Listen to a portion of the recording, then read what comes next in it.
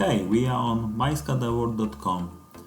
On this blog you can find how to get my free ebooks for you for WinCC V7, and here you can subscribe to our newsletter about the WinCC V7.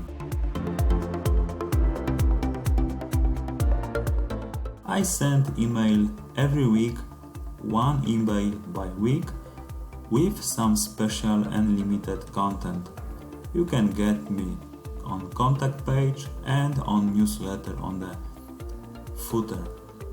Anyway, if you need something about WinCC V7, you can get me on Instagram, on Facebook, by email is the best way.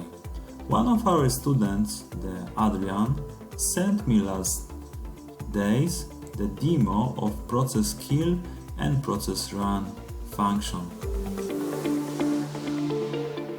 Adrian is running calculator exe file process, and after he used the special function from me, from my email from Saturday, he can kill this any way he wants.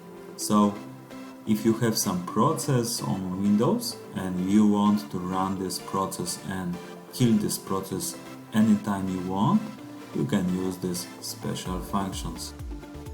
Let's watch again how it's working. So Adrian is running calculator exe, and after he wants to click on button, he killed this process calc exe.